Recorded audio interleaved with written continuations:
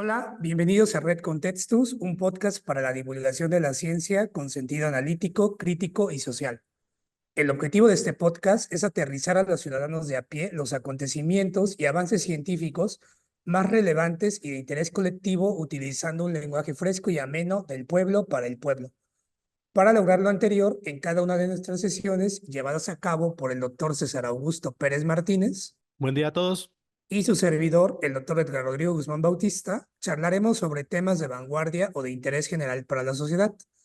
De igual forma, esperamos nos ayuden a construir este proyecto enviándonos sus comentarios y preguntas a nuestras redes sociales, mismas que revisamos y estamos muy al pendiente para dar respuesta en cada una de nuestras subsiguientes sesiones. Para la sesión 4 de la segunda temporada de la Red Contextus, hemos decidido abordar el tema de enfermedades inflamatorias del intestino. En la enfermedad inflamatoria intestinal se inflama el intestino, lo que ocasiona con frecuencia retortijones abdominales y diarrea recurrentes. Dentro de las enfermedades inflamatorias intestinales encontramos a la enfermedad de Crohn o la colitis ulcerosa, así como la enfermedad celíaca, entre otras. Estas afectaciones, o al menos la de Crohn y la colitis ulcerosa, tienen muchas similitudes y a veces son difíciles de distinguir entre sí. Sin embargo, hay varias diferencias. Por ejemplo, la enfermedad de Crohn afecta prácticamente a cualquier parte del tubo digestivo, mientras que la colitis ulcerosa casi siempre afecta solo al intestino grueso. La enfermedad inflamatoria intestinal se desconoce, la causa se desconoce, pero existen pruebas que sugieren que las bacterias normales del intestino desencadenan una reacción inmunitaria anormal en personas con predisposición genética. La enfermedad inflamatoria intestinal afecta a personas de todas las edades, pero por lo general comienza antes de los 30 años. Y en el caso de América Latina, la incidencia es de 1 a 1.5 personas por cada 10,000 habitantes. Y tú, César, ¿qué nos puedes decir de la enfermedad inflamatoria intestinal? Pues sí, hablando de las enfermedades intestinales, yo quería hablar de la enfermedad celíaca, Claro. también una enfermedad inflamatoria intestinal con un componente inmunitario que también tiene que también requiere un background, un fondo genético importante, ¿no? Y también tiene una predisposición genética importante y bueno, la idea de esta sesión es hablar de estas enfermedades, las similitudes y las diferencias, ¿no? Sí, así es.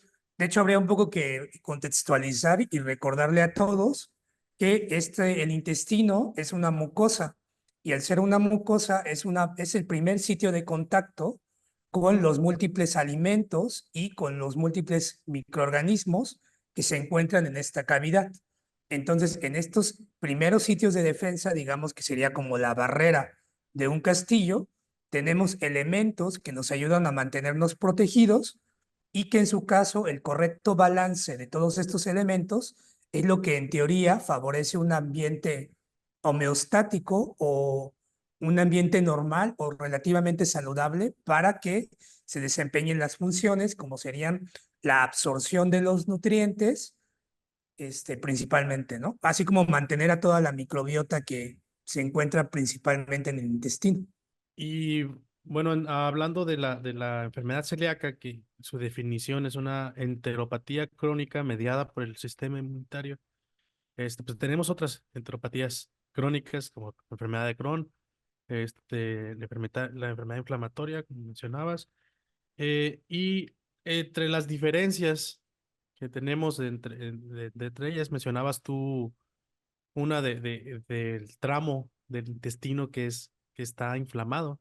En el caso de la enfermedad celíaca, la inflamación en el intestino delgado se da a causa de nuestra dieta, ¿no? En este caso de alimentarnos con alimentos que contienen gluten. ¿M?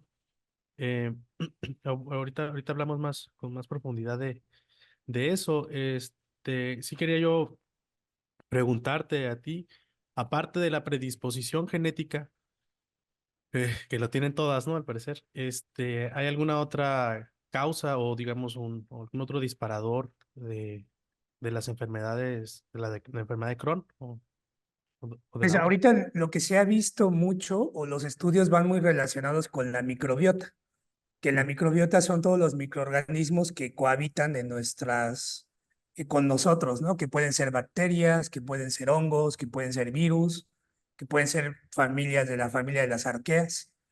Entonces, en teoría, se ha visto que la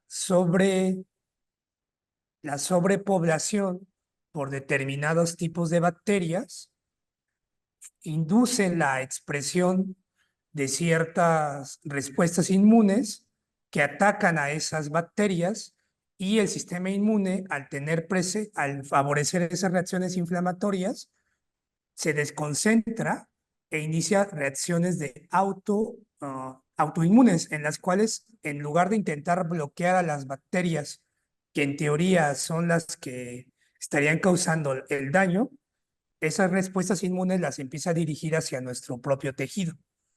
Entonces, más o menos es como lo que he visto, que las bacterias también tienen un papel muy importante en la predisposición, ¿no? Además de mm. lo genético, es decir, si tú ya tenías cierta predisposición genética, ¿qué quiere decir la predisposición genética? Que ya tengas ciertos genes que estén mutados o que estén con posibilidades a responder con mayor afinidad y que en su Ujú. caso estos genes estarían facilitándote a ti la respuesta inmunológica. Entonces tenemos los genes y la microbiota. Me llama la atención la microbiota porque Ujú, siempre lo mencionábamos en la sesión de una sesión de la temporada pasada, de que ujú, la microbiota se modifica por cualquier cosa, ¿no? También cuando doy clases de esto, siempre les digo, ¿no? La edad modifica la microbiota. La dieta modifica la microbiota. La región donde vives modifica la microbiota. Entonces, cualquier ujú, cosa modifica la microbiota. Pues la sesión pasada mencionábamos que las personas que tenían enfermedad cardíaca tenían una microbiota diferente a los que eran sanos. Entonces, pues sí, cualquier cosa modifica la microbiota. Aquí lo que tú nos estás diciendo que ocurre con otras enfermedades, ¿no? Pero lo que parece que nos estás diciendo es que la microbiota causa, ¿no? No, o sea, un cambio en la microbiota pudiera llegar a perpetuar esta inflamación, ¿no? ujú, No tanto, que también probablemente vaya a ser también que la enfermedad modifique la microbiota, ¿no? Pero nos estás diciendo al revés en este caso, ¿no? Primero la microbiota, luego la enfermedad, sí, a claro. diferencia de lo que hemos estado escuchando en otras enfermedades, ¿no? Sí, claro. Y es muy importante mencionarles a los que nos escuchan que estos estudios de la microbiota no tienen más de 10 años que dieron el boom, ¿eh? Porque anteriormente sí se sospechaba que la microbiota cambiaba, pero no sabíamos qué bacterias o qué metabolitos estaban produciendo esas bacterias. Entonces, hoy en día ya se estudian a nivel genómico, a nivel transcriptómico y a nivel metabolómico la composición de las bacterias en determinadas infecciones. Y es muy probable que encontremos, como tú bien lo dices, que si realizan estos estudios en África, luego los realizan en caucásicos o los realizan en asiáticos o en latinos, en cada uno de ellos encontramos diferentes poblaciones de bacterias afectadas. El punto aquí es como que identificar a qué región nosotros pertenecemos para evaluar si tenemos susceptibilidad o no en el aumento o disminución de determinadas poblaciones bacterianas. O sea, no es una sesión de microbiota, ¿no? Pero perdona mi insistencia nada más. Un último comentario que recordemos, pues, que una característica importante de una microbiota sana es la diversidad. Entre más Claro, diversa la microbiota, en términos muy generales, ¿no? Pero entre más diversa la microbiota, mejor para el individuo, ¿no? Mencionabas tú que había un aumento en las poblaciones de ciertas bacterias. Aumentar la población de una bacteria es indirectamente reducir la diversidad, ¿no? claro. De la microbiota. Sí, eso es Pero muy bueno, cierto, porque ¿qué eh, es diverso? Son más o menos como 1100 diferentes especies de bacterias. Que sepamos. más o menos. Ajá, o las que se han podido caracterizar, porque hay muchas, como bien lo dices, que no se pueden cultivar en los medios de cultivo de los laboratorios o que no se han podido describir con exactitud cómo cambian. Pues sí. Pero bueno, entonces, ¿y el diagnóstico? ¿Cómo seas? Regresando, perdón, regresando la situación del Crohn, mencionabas que se puede diagnosticar desde, bueno, que se empiezan a diagnosticar en la adultez, ¿no? Rodor. Sí, pues el Es- diagnóstico para la enfermedad de Crohn, por lo general se realiza un análisis de sangre en mm. heces y exámenes de estudio, análisis de sangre en general.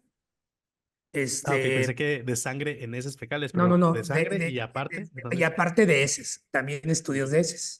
sí. Para buscar sangre oculta o algunos Ah, microorganismos que se ujú, encuentren ahí presentes, pero también son los exámenes sanguíneos y dentro de los procedimientos de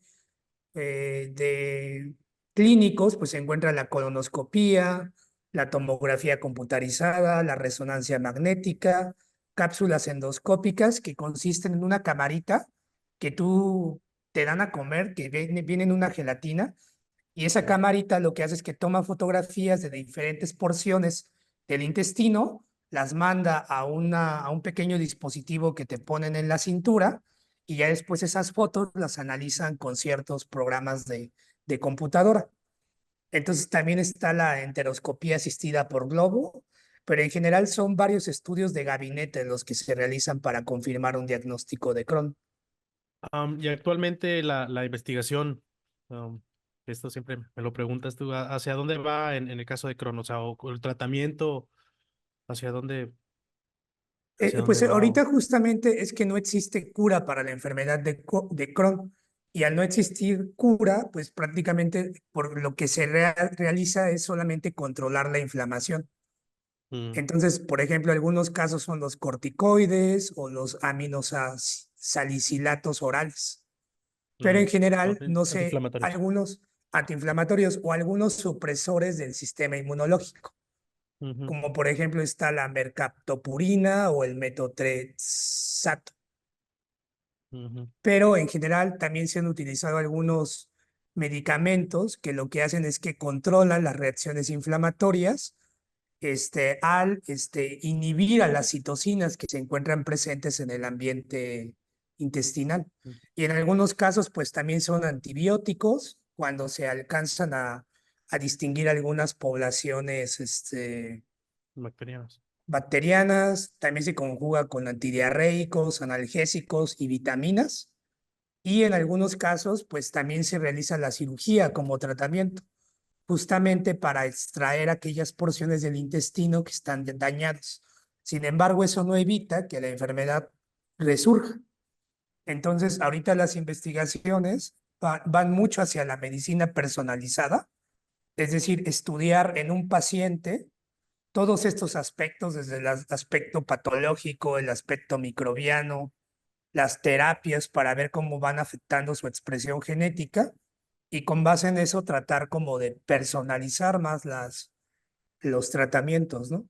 Entonces, realmente para una persona normal, digamos, bueno, para una persona, ¿qué les dirías tú, digamos, para tratar de prevenir alguna enfermedad como la enfermedad de Crohn o algún consejo, digamos, Pues es para que, el de a pie, como dices? es que prevención, en realidad, más que prevención sería como una sugerencia que Ujú, tendríamos que estar cuidando como nuestra alimentación. Por ahí ujú, estaba este programa español, no inglés, de la BBC, que decía que eres lo que comes, ¿no? Y a mí alguna vez sí me impactó cuando justamente en una semana les ponen lo que comen en una semana en una mesa, ¿no? Y sí. ahí te vas dando cuenta de toda la cantidad de refrescos, de productos altos en sales o altos en grasas que Ujú. consumimos todos los días y que a veces, o que a veces no nos damos cuenta de la cantidad de daño que le estamos haciendo a nuestro cuerpo. Entonces sería un poco más modular la dieta y una vez Ujú, pasados los 30, si empezamos a tener síntomas intestinales, como por ejemplo empezamos a tener ciertas irritaciones en el colon o ciertos malestares intestinales, pues ir al Ujú. médico y revisarnos, ¿no?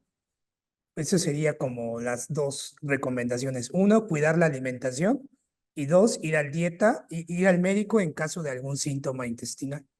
Porque en realidad son Perfecto. enfermedades que no se sabe realmente cuál es la causa. Entonces, Ujú. como que decir, no comas esto o no hagas esto, como que sería demasiado arriesgado e irresponsable de mi parte. Perfecto. Perfecto. Qué bueno que dices esa responsabilidad. Este, sí, yo, no sé si le entramos a Vamos a lo de, empezar con la enfermedad celíaca. ajá, sí, pues las similitudes que noté con la enfermedad de Crohn, pues es esta predisposición genética, ¿no? Que ciertos alelos del MHC de clase 2 del HLA, HLA-DQ, el 2 y el 8, tener esos alelos son cosas inmunitarias, ¿no? Básicamente hay una predisposición genética que se ve, que es muy obvia cuando te das cuenta de que la prevalencia para tener la enfermedad celíaca está en México alrededor del 1.4%, pero si tú eres familiar, si uno de tu familia, si algún miembro de tu familia tiene enfermedad celíaca, tú tienes un 8% de probabilidad de tenerla, ¿no? Una prevalencia 4 veces más alta, casi 5 veces más alta este, de tener enfermedad celíaca si un familiar tuyo tiene. Entonces hay una predisposición genética alta y fuerte. Pero sin embargo, no te va a dar enfermedad celíaca si no comes gluten.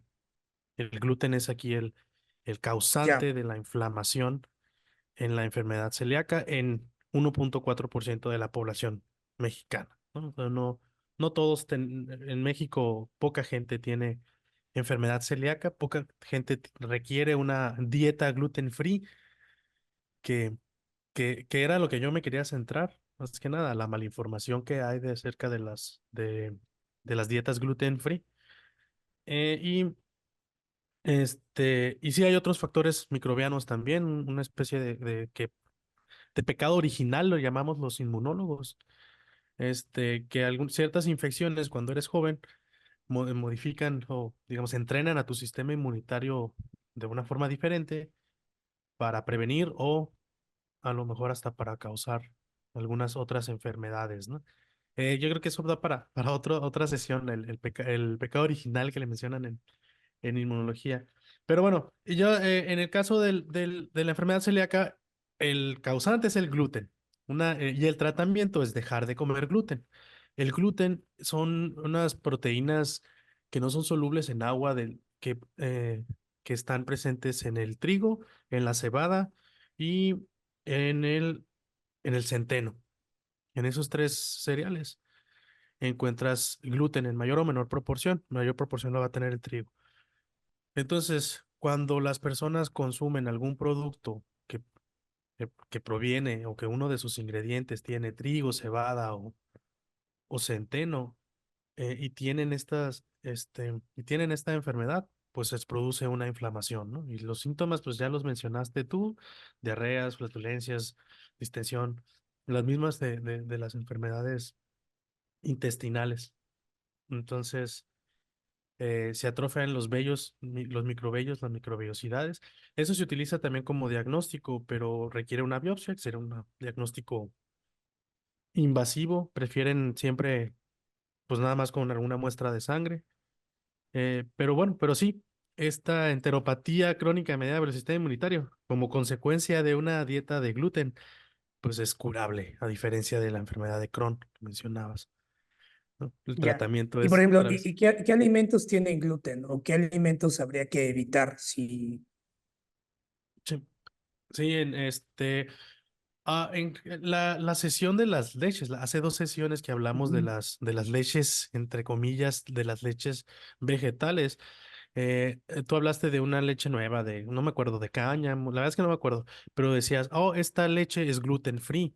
ujú.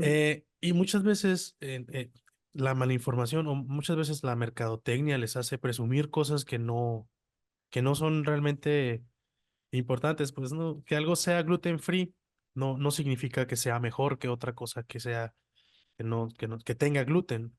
para mí, que yo no tengo la enfermedad celíaca, tenga o no tenga gluten es igual, ¿sí? No me hace daño el gluten, no nos hace daño el gluten. Y la leche de vaca no tiene gluten por su origen, obviamente, pero hay otras leches que sí van a tener gluten por su origen, pues sería la leche de cebada, la de centeno o la de trigo, si es que hubiera leches de esas leches entre comillas, ¿no? Ujú. Pero cualquier cosa que esté hecha con trigo, como las tortillas de harina, como el pan, el dulce, el pan dulce y el pan salado, cualquiera de los panes, el centeno, la cebada, como la cerveza tiene cebada y tiene gluten, y etcétera. De todos, ahora, hay algunas salsas, algunos otros ah, productos que utilizan al gluten por su efecto en la comida, se utiliza como un aditivo. El gluten es el que le da elasticidad a- y esponjosidad al pan. Entonces, este, lo utilizan en ciertos salsas, por ejemplo, como aditivo. Entonces, también una persona que tenga la enfermedad celíaca o que note pues inflamación después de comer algo con gluten, pues sí es prudente que revise lo que va a comer para ver si tiene o no tiene gluten. Por ejemplo, ¿estas enfermedades se diagnostican desde etapas muy tempranas o tiene más que ver con la edad? Por ejemplo, en la de Crohn es antes de los 30 años, pero en, La en este enfermedad, caso, ajá. ujú, No, la enfermedad celíaca al principio históricamente se detectaba principalmente en niños europeos. ujú, De ahí como que ahí lo empezaron a notar y se empezó a describir alrededor de la Segunda Guerra Mundial. Pero bueno, ya con más investigación y todo, pues ya te das cuenta una persona que tiene síntomas subclínicos, es decir, que molestos, pero no lo suficientes como para ir al doctor, pueden tener la enfermedad celíaca y se diagnostica, y también hay adultos pues que son diagnosticados de manera tardía, pero desde muy chiquito se puede diagnosticar. El diagnóstico consiste en detectar en la sangre autoanticuerpos, anticuerpos que reconocen proteínas propias.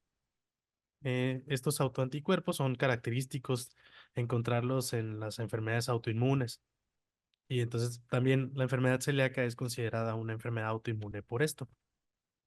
ya.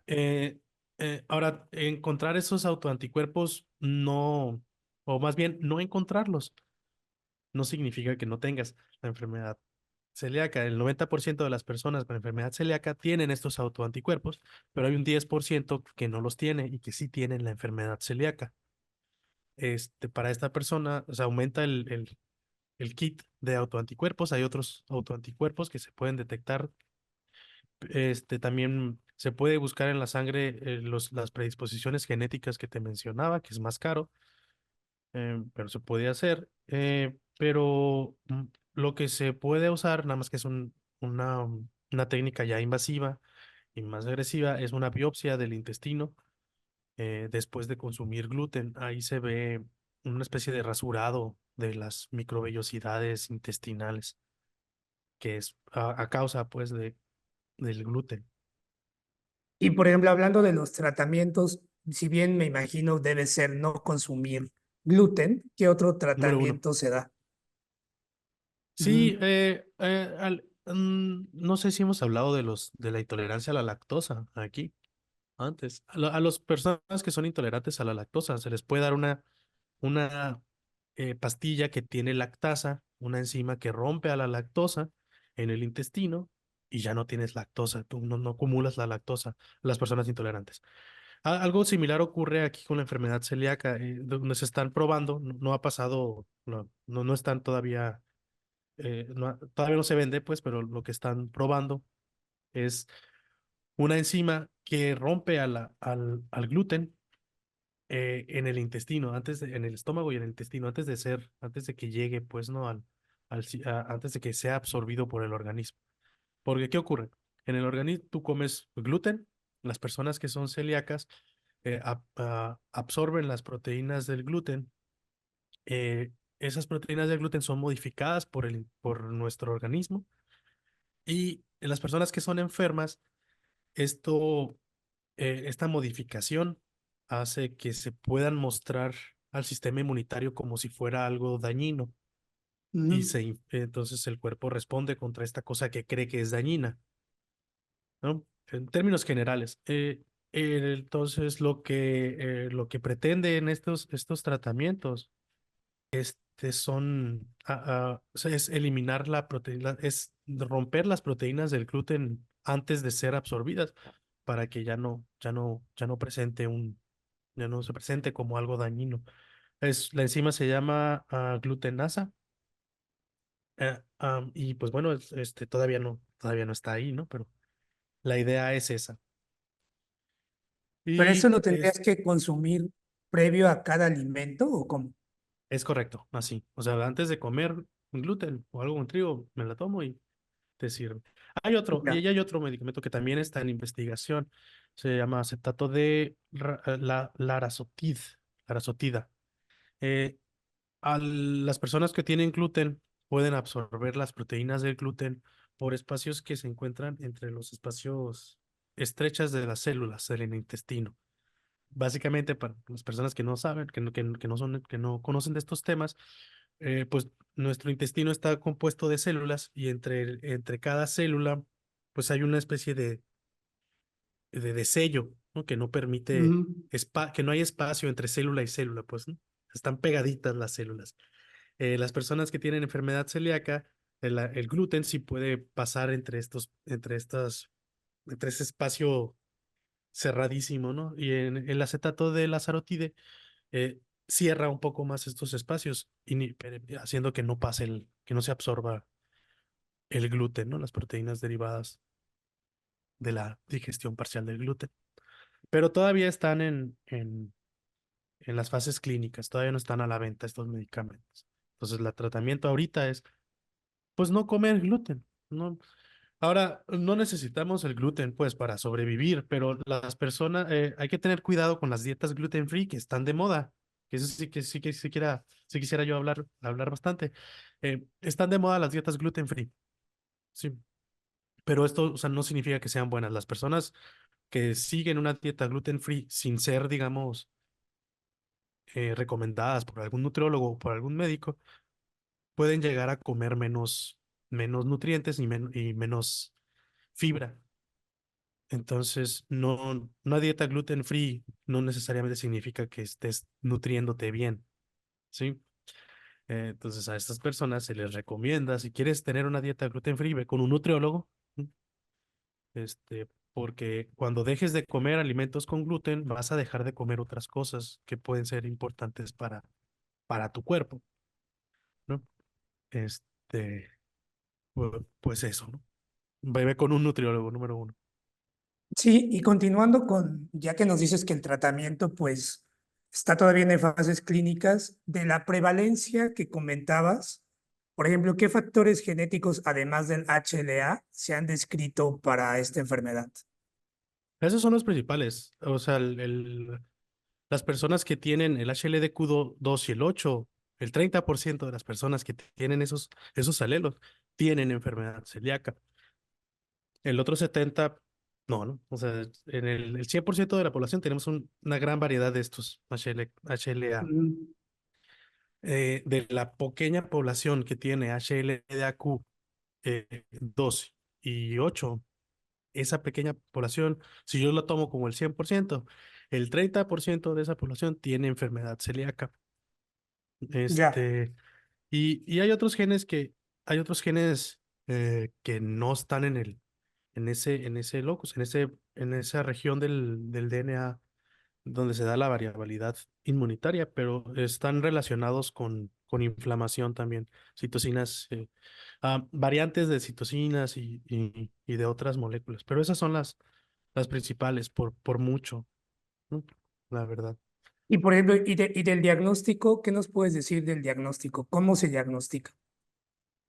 Ah, bueno, cuando comes gluten, las personas que tienen enfermedad celíaca, te digo, absorben estas proteínas, gluteína y gliadina. El sistema digestivo, la transglutaminasa, las rompe y las modifica. Y esta modificación a estas proteínas las hace que se responda contra ellas como si fueran algo extraño, produciéndose unos anticuerpos que se llaman autoanticuerpos. Estos autoanticuerpos se reconocen, ¿no? Nuestros anticuerpos reconocen a nuestra enzima transglutaminasa 2. Entonces tú puedes encontrar en las personas con enfermedad celíaca anticuerpos contra este antígeno propio. Entonces es lo que se busca, anticuerpos antitransglutaminasa tisular 2, TTG2. Ese es el principal, ¿no? Ese es el que tiene más, el que tiene el 90% de sensibilidad, ¿no? Por Este, ejemplo, ajá, si estas enfermedades no son tan comunes en México, en dónde sí lo son? realmente no son comunes o sea, en general es 2% del mundo. Sí hay poblaciones en Europa donde sube un poquito más, pero es poca la prevalencia. Se puede confundir, eso sí, se puede confundir con la alergia a las proteínas del trigo, que eso, pero la prevalencia de esta alergia es menor al 1%. Entonces, pues bueno, estamos hablando de enfermedades poco, poco prevalentes, pero bueno, 1% de la población es bastante de todas formas. ¿Mm? Un Claro. chorro de gente. Ujú. Ujú. A las personas que tienen enfermedad celíaca se les recomienda comer, pues sustituir el trigo, el centeno y la cebada por arroz, maíz, mijo, quinoa, amaranto, sorgo, esos. O sea, sí se puede comer, sin gluten. Es difícil, eso sí, ¿eh? Yo, pues lo intentamos en la familia. Es difícil y es caro. Y, por ejemplo, esta enfermedad, ahora sí, regresándote la pregunta, ¿hacia dónde van las investigaciones más nuevas en este sentido?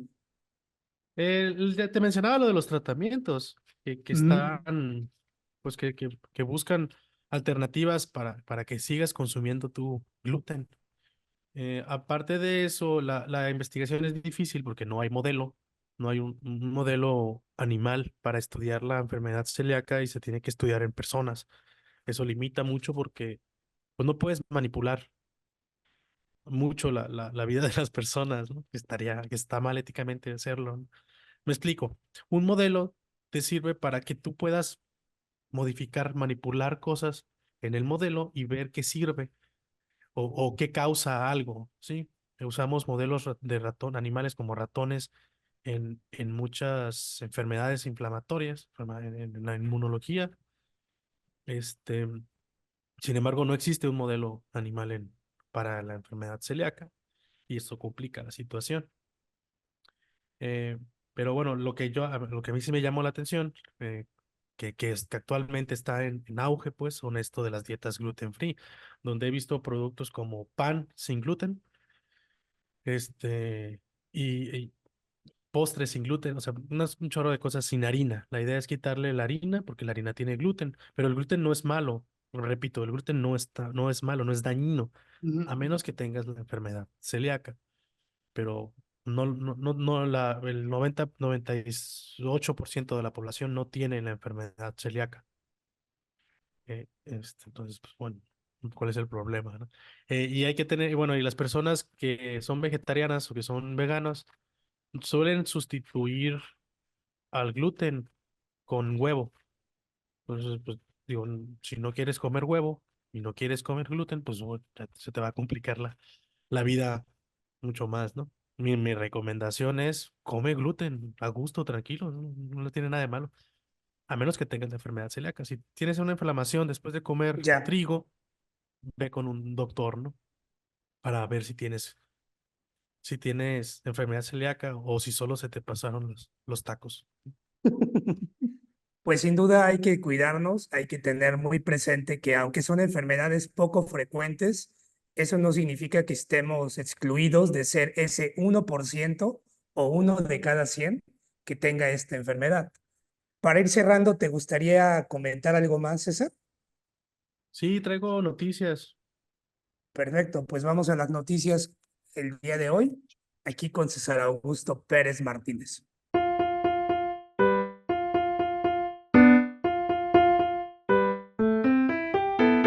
Por cierto, Noticia número usamos, uno. Ujú, espérate, usamos inteligencia artificial para las imagencitas estas, los que ven en video, ¿no? ujú, Para la musiquita, no, eso lo hice yo. Abrieron un telescopio infrarrojo nuevo en Chile, que es el más grande del mundo. Este, en las Filipinas bloquearon a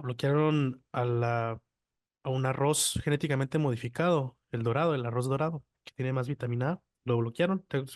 Hablamos de los alimentos genéticamente modificados en su momento, ¿no?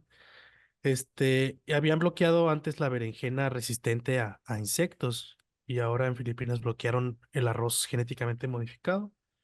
La Organización Mundial de la Salud mencionó que el 75% de personas que fueron hospitalizadas por COVID o que sí, recibieron antibióticos que no eran necesarios. Hablando del sobreuso de los antibióticos.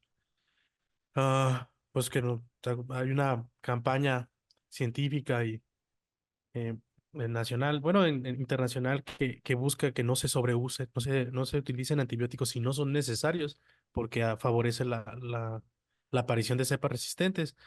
Pues con el COVID se fueron locos y, y recetaron un chorro de antibióticos que no eran necesarios. El 75% de las personas con COVID recibieron antibióticos sin necesitarlos.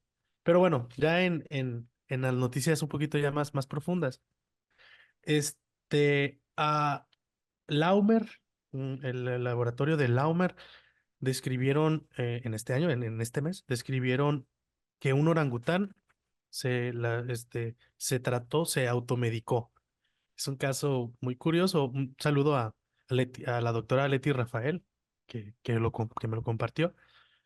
Un ujú. orangután, esto estaba publicado en Science, un orangután se lastimó la cara, el cachete aquí, y el orangután masticaba una liana, y con la babita esta, y con la liana y la babita, o sea, digamos, extrajo los componentes de las células de la liana, o de no sé, de las partes de la liana, y se las puso en la herida, y eso le curó, ¿no? Le curó, al parecer, un poco. Ya se pusieron a investigar, y en general otras lianas, no esta pues, pero otras lianas se utilizan como analgésicos o como antipiréticos. Y este es el primer caso documentado a detalle de un animal que se automedica, que, que se, que utiliza una planta para tratarse, ¿no? Algo que hacemos los humanos, ¿no? Este, Entonces, pues bueno, eh, es muy interesante esto. A mí me llamó mucho la atención porque pues no, los orangutanes pues no son tan tontos como pensábamos a lo mejor, ¿no? ¿Qué opinas de esto? Sí, pues está muy interesante esto que acabas de comentar. Lo primero es que existen países en donde ya se da la regulación de de los organismos genéticamente modificados. Habría que estudiar como con más detalle por qué bloquearon a este arroz, si se supone que tenía mucho más nutrientes. Ujú, Y pues en otra, sí se me hace también muy interesante esto de la automedicación, ¿no? Que en realidad tendría que ser algo muy intuitivo y muy ujú, primitivo, porque eso refuerza mucho esta idea sobre, por ejemplo, nosotros cómo nos empezamos o que la humanidad en realidad apareció en el momento en el que un primate cuidó de otro primate, ¿no? En ujú. donde lo que hicieron fue que encontraron restos para determinar esto que acabo de decir, que suena como bastante obvio, pero que tiene bastante contexto histórico, es en qué momento surge la humanidad, ¿no? Y entonces lo Sí, que claro. hicieron fue que descubrieron los huesos de uno de nuestros ancestros, de los homínidos, y este hueso al parecer había estado como vendado o había estado como un intento de, ¿cómo se dice? ¿Cómo se llama cuando te ponen Movilización. te inmovilizan el hueso? Ajá. Y en ese caso fue lo que descubrieron, que a esa persona alguien más había hecho ese procedimiento y que por Ujú, ende eso indicaba que en ese momento es como un rasgo de humanidad, ¿no? Porque tú te estás esperando o esa persona se tuvo que haber esperado para que la otra persona se recuperara y así pudieran haber seguido su camino. Entonces, en este ujú, caso, justamente ahorita, ¿en dónde surge la autosanación, no? O esta idea de nosotros curarnos a partir de las plantas, ¿no? En donde anteriormente ujú, quizás se asumía como las flores y la cabeza o el polen ¿cómo se llama? Con enfermedades relacionadas con la cabeza, el tallo, por ejemplo, con enfermedades relacionadas con el cuerpo, y las raíces se asociaban con extremidades, ¿no? Entonces, estas formas primitivas de nosotros asociar a las plantas con la zona que van a curar, pues ahí se ve que ya están manifiestas desde que son más primitivas de lo que uno pensaría, ¿no? ujú. Pues sí. En el caso de las Filipinas, bloqueando los organismos genéticamente modificados, el arroz dorado lo bloquearon porque no hubo consenso en si era seguro para el humano. Por eso decidieron no, no aceptarlo. Y en el caso de lo que mencionabas, pues sí es cierto, ¿no? O sea, el cuidar a una persona que no es, digamos, instintivamente de tu familia, sí, sí, pues sí es un rasgo, creo yo, distintivo de la humanidad. Y pues esto nos dice, pues, nosotros, bueno, en farmacología, en la farmacognosia, cuando andas buscando nuevos, en investigación, al menos la que yo he leído, cuando buscas nuevos medicamentos para, para tratar enfermedades, un primer paso es investigar en las comunidades indígenas que tienen esos conocimientos de antiguos, ¿no? Digamos, Ujú. buscar oye, ¿qué se usaba? ¿Qué recomiendan los chamanes o qué recomendaban los chamanes para el dolor de cabeza, digamos, ¿no? O para una infección. No, pues que el té de tal cosa. Ah, ok, entonces, pues ah, se agarra esa tal cosa y se hacen experimentos a ver si tienen algún componente, alguna molécula que te ayude como antibiótico o algo así. Así no empiezas de cero, pues empiezas de algo.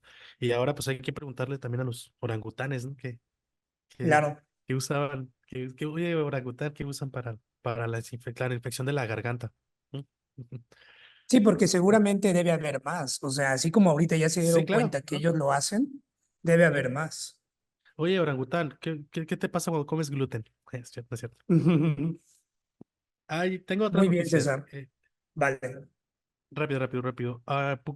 Pukorsky y colaboradores también en este mes hicieron en el laboratorio una bacteria Bacillus subtilis más resistente al calor. La idea es, utilizaron un método que un enfoque de ingeniería que promueve mutaciones que favorezcan un fenotipo que tú quieres. ALE se llama, eso es otra cosa, ¿no? Pero la idea del Bacillus subtilis que resiste al calor, el Bacillus subtilis ya resiste al calor, resiste temperaturas arriba de 120 grados. De hecho, se utiliza como un, este, como un indicador de que si sirvió o no la autoclave o la esterilización por autoclave. Nosotros en el laboratorio, en investigación, cuando queremos algo estéril, libre de bacterias, las metemos al autoclave que utiliza calor y presión para eliminar a las bacterias, ¿no? Entonces, si tienes Bacillus subtilis allí todavía, es porque no funcionó la esterilización, porque el Bacillus subtilis es de las bacterias que más resisten al calor. Entonces, estos investigadores quisieron hacer un Bacillus subtilis que resista todavía más al calor. Ahora, ¿cuál es la idea detrás de esto? Porque a mí empezar a leerlo así, pues es como que peligroso, ¿no? Oye, ¿quieres bacterias que no se puedan esterilizar? Pero bueno, la idea de esto es embeberlo en el plástico. Cuando el plástico se está haciendo, se calienta a más de 130 grados para moldearlo. Entonces, las esporas de Bacillus subtilis embeberlas en el plástico porque el Bacillus subtilis presenta actividad contra el PET, actividad contra el plástico. La idea es hacer el plástico biodegradable. Si tú tiras el plástico en la tierra, el Bacillus subtilis, las esporas, se despertarían y empezarían a comerse al plástico y hacerlo, y ya se desaparece el plástico, que no suele pasar eso en la actualidad.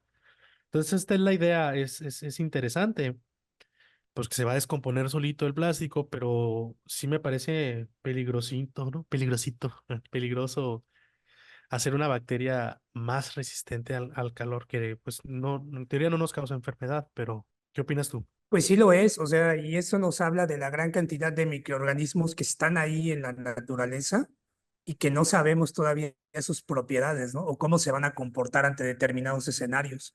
Este Ujú. escenario extremo que comentas de temperatura y que sigue siendo resistente, pues sí habla mucho sobre lo que aún nos falta por conocer de los microorganismos y cómo van más evolutivamente avanzados que nosotros. O sea, el hecho de que apenas lo hayamos descubierto no significa que no estuviera ahí desde hace años esa propiedad. No, sí, la característica de que Bacillus subtilis pueda degradar a ciertos plásticos ya estaba documentada, ¿no? Ya, Pero, pues digamos, esta es una aplicación directa ya de ese conocimiento, pero no se podía hacer, no se puede hacer porque el plástico se, se, se calienta a más de 130 grados para moldearlo. Entonces se mueren cualquier bacteria que esté allí, pero hacer una bacteria resistente a ese calor y embeberla en el plástico, meterla allí, pues, o sea, embeberla me refiero a que así como si estuviera metido entre el plástico, ujú. ¿no? Varias esporas, ¿no? En el plástico, esa es la aplicación que buscan hacerlo. Y obtuvieron resultados, pues, positivos, ¿no? Obviamente no lo han hecho no lo han hecho fuera del laboratorio, lo cual ya me causaría a mí más de preocupación, ¿no? Pero parece Sí, ser que porque al menos en el laboratorio funciona. ¿qué pasaría con esas esporas una vez que se liberen al ambiente, ¿no? También sería Ajá. como una de las Cosas que preocupaciones hay que que podrían considerar. surgir. Ajá. Ujú. Sí, exactamente. A lo mejor y esto les confiere una ventaja evolutiva, ¿no? Y a lo mejor y no, ¿no? Existe esa posibilidad también de que no, pero sí, pues después de unos 20 años ya tendríamos puras Bacillus subtilis más resistentes, ¿no? Bueno. Claro.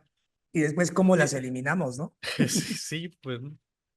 Pero bueno, y hay hubo otro artículo que me llamó la atención de Crompton, que utilizaron anticuerpos monoclonales contra la malaria, como un anticuerpo que se llama L9L5, LS, perdón, L9LS, así se llama el anticuerpo monoclonal, y protege a los adultos contra la malaria, ¿no? O sea, sirve como una vacuna de inmunidad pasiva, se llama ahí cuando te transfieren a ti inmunidad de alguien más, como lo que ocurre con un recién nacido cuando con los anticuerpos de la Mm, madre.